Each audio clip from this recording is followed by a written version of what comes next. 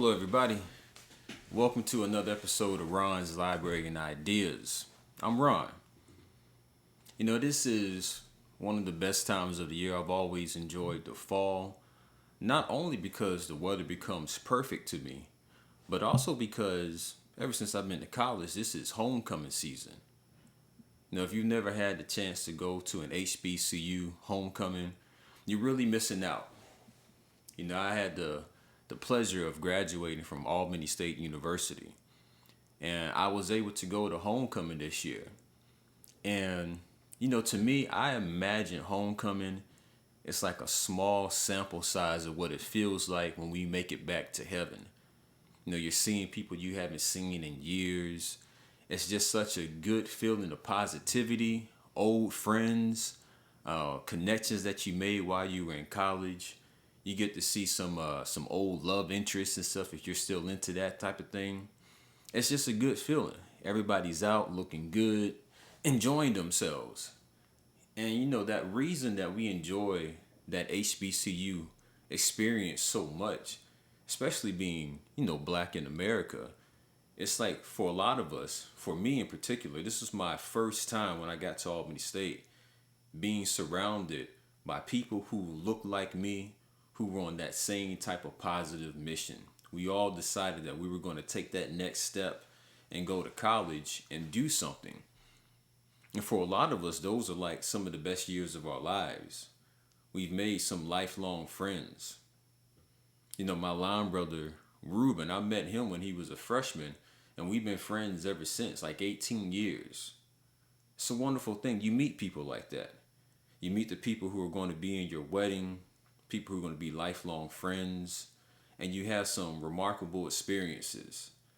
And getting to come back for homecoming, all of that feeling, all of those memories, that nostalgia, it just rushes back into you. And when I was in high school, my band director had a saying that we were an island of excellence amidst a sea of mediocrity. And that's like what it's like being at a HBCU. You're on this little small place, this island, to where, you can forget what the outside world is like. And it's good to have that experience. But one of the things that's highlighted is that this isn't the real world. This is just your HBCU. Now, speaking to everybody who went to Albany State and went to this past homecoming, everybody's saying, wow, this is one of the best homecoming we've had in years. And I was feeling the same way. But, a perfect example of how you can't really separate yourself from the plight of your people. Late Saturday night, probably like around 9 o'clock, there was a shooting at Albany State. It's a bunch of people still on campus. One person lost their life, a young man from Atlanta. 6 people got shot and were wounded. Just a scary situation. Now, fortunately, I had already left the yard by then, or left campus by the time that shooting took place. And my line brothers and I, we were talking about it like, well, what caused this? What can we do to fix it? And what's the problem? And it's easy to just blame it on the young kids. You say, oh, it's these young guys coming on campus. They don't have a value for life. But I think you have to look at the bigger picture. These things just don't happen in a vacuum. We've been programmed, in a sense, to not value life the way that we should. And it's sad to see. And one of my line brothers, he said he's blaming it on the music of today. And it is a lot of shoot 'em up, bang, bang, bang type of music, rolling on your ops, drill music in a sense. Just negative things. But that didn't just start happening with hip hop music. This has been something that's been put into place for a long time. Now, I was listening to an interview between Candace Owens and Judge Joe Brown. He pointed out something that made a light bulb go off in my head. He was talking about the blaxploitation era of film in the United States. Now, let me give you an exact time when this started. Let's see. All right, so blaxploitation is an ethnic subgenre of the exploitation film that emerged in the United States during the early 1970s when the combined momentum of the civil rights movement, the Black Power movement, and the Black Panthers spurred African American artists to reclaim the power of depiction of their ethnicity. And that's the sanitized version of that answer, right?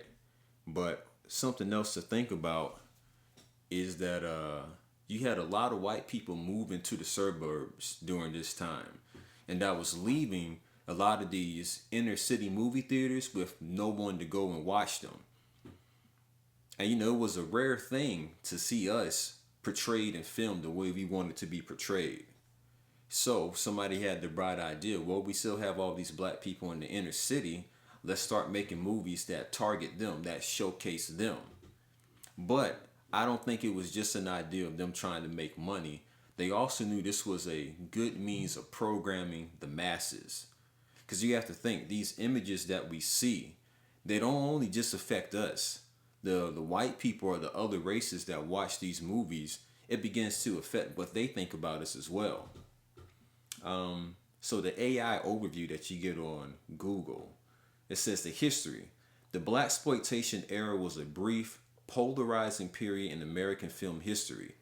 Some say it was a revolution in black empowerment, while others say it pandered to racial stereotypes. Some examples of blaxploitation films include Shaft, Sweet Sweetback's Badass Song, Blackula, Buck and the Preacher, Watermelon Man, and Baby Needs a New Pair of Shoes. I know that images are powerful.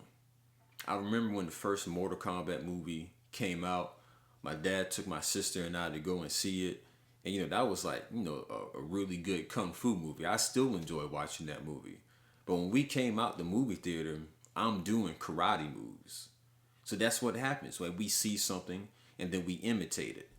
They say art imitates life, but in reality, life imitates art and art in turn imitates life. It's like we're feeding into each other. But if I can control the images that get pushed, I can control what the reality is going to look like, because I know people are going to follow these images. My father remembers when those type of movies started coming out. He graduated in '73, so this was right in his prime, in a sense, or his young adolescent days. We always talk about books on this channel. This is from Nathan McCall's Makes Me Wanna Holler. Now you can find this entire book on my channel and the audio version if you want to go and listen to it. But something that stuck out to me that I want to read to you guys, it comes from chapter 12 and it's called Superfly. And it's about exactly what we're talking about right now. Alright, so it begins with some lyrics from the song Superfly by Curtis Mayfield. I'm your mama, I'm your daddy, I'm that nigga in that alley. I'm your doctor when you want some coke, have some weed. You know me, I'm your friend, your main boy, thick and thin. I'm your pusher man. That's the drug dealer. So this idea of glorifying drug dealers and what they bring into the community and how they make you feel, that didn't just start with hip hop. So it continues. It seemed those lyrics from Curtis Mayfield's album Superfly were blasting from every radio and sound system in Black America in 1972. In the movie, actor Ron O'Neal played Priest, a high-rolling, slick-dressing drug dealer who was on a mission to earn $1 million, enough money so that he wouldn't have to work for the white man for the rest of his life. He built up a sizable family of low-level partners, negotiated all the rip-off landmines in the hood, and stayed one step ahead of the rollers. That's police if you're not up on 1970s slang. In the end, he did what he set out to do. He made his money selling cocaine, kicked Whitey's ass, and rode off into the sunset in his shiny El Dorado.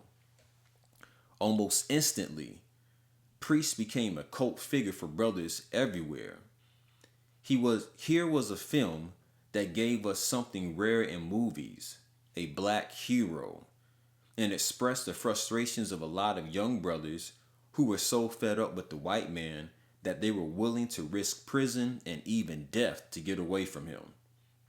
Perhaps for the first time in this country's history, young blacks were searching on a large scale for alternatives to the white mainstream.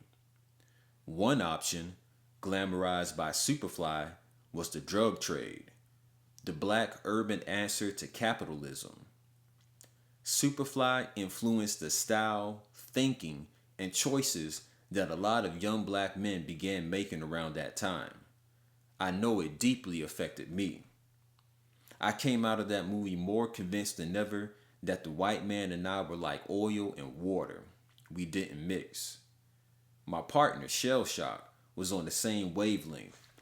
He started thinking that maybe there was a future in dealing drugs.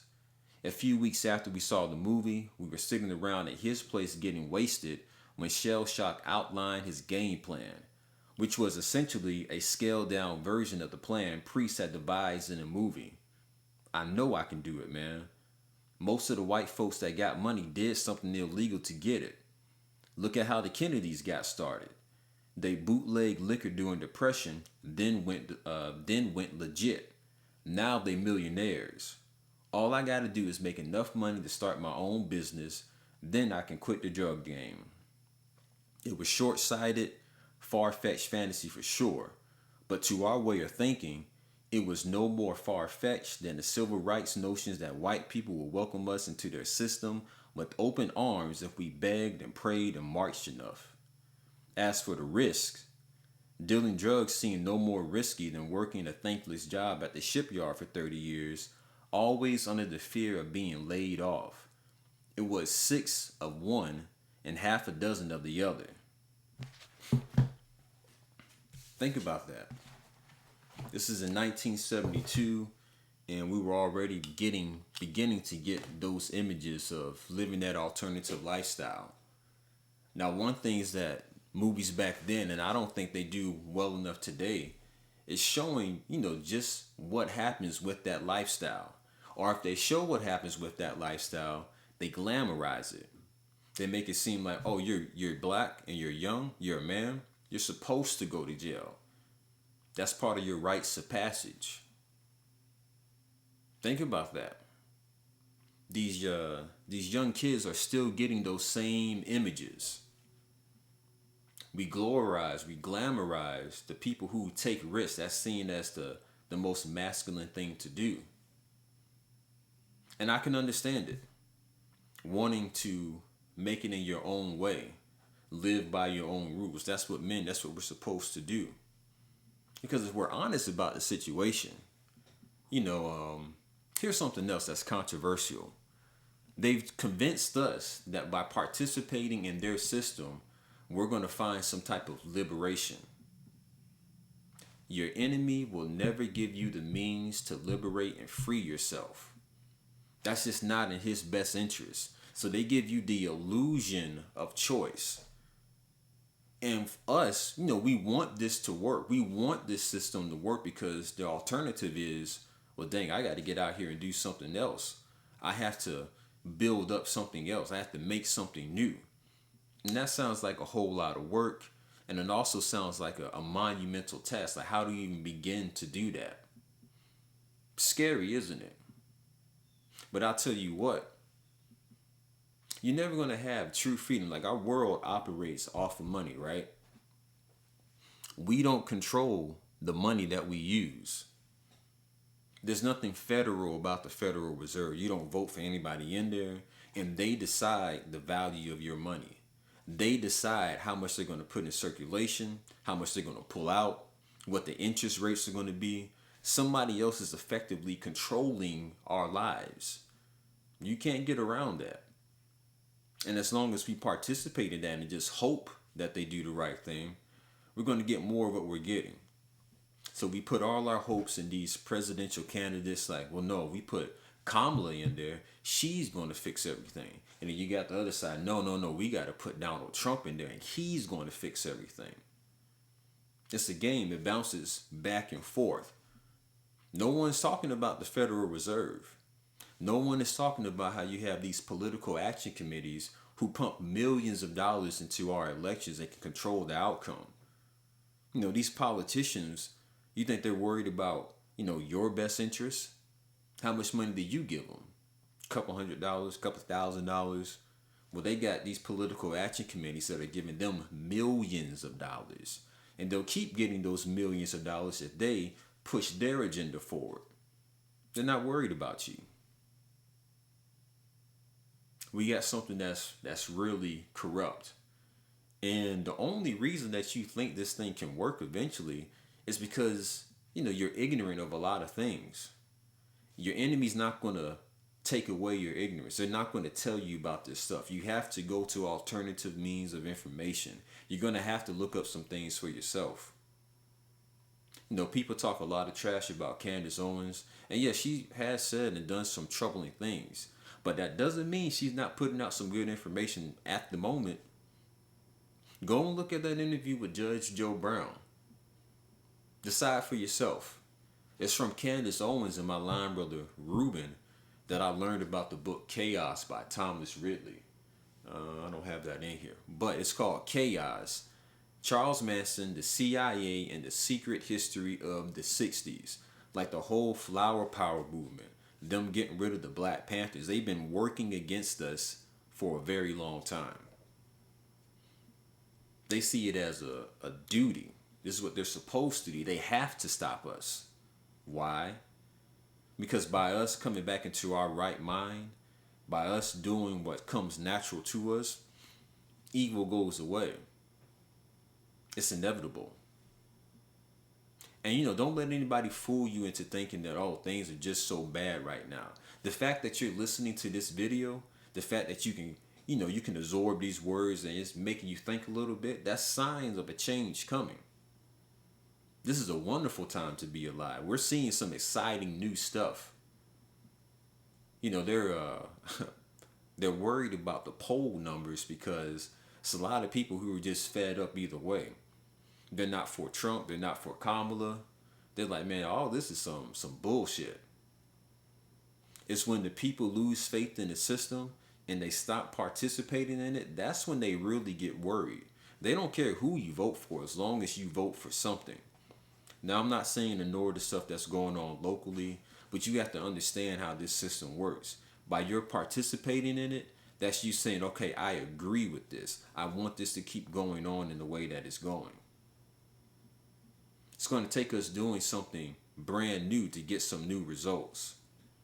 Insanity, doing the same thing over and over again and expecting different results. A lot of y'all are insane, but that's okay. You don't have to stay that way. There are things that you can do. Now, solutions. What are the solutions to this? Educate yourself. You need to have a better understanding about how all this stuff works. You can't just rely on people on the internet, people like me. Don't just take my word for it. Go and read something.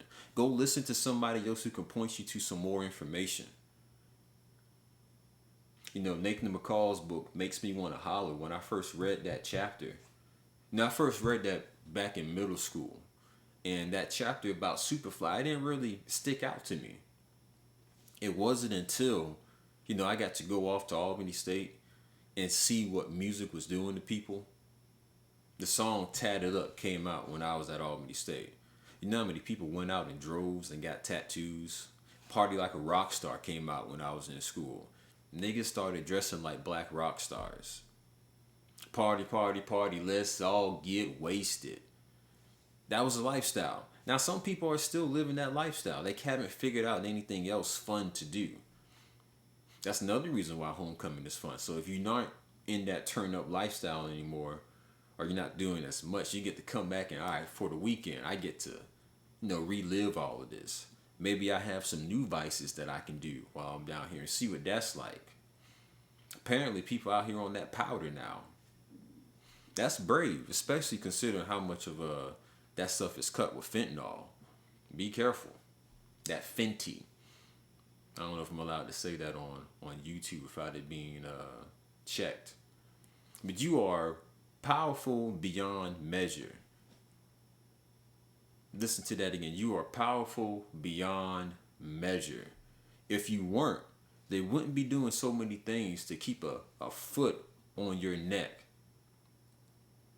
And as we go, black people, so goes the world. Black Americans in particular.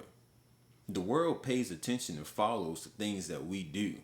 When we get our minds right, when we start living differently, positively, just wanting better for ourselves, things are going to change. But that was just a quick message, man. If you're out there going to these different homecomings, be safe, enjoy yourself, embrace your friends, and realize that we should have a society where this isn't a rarity, where this feels like, this is how it's supposed to always feel. But anyway, thank you guys for tuning in. Make sure you listen to Makes Me Want to Holler on my channel, and share this with somebody who you think could need it. And I'll holler at you guys next time. Peace.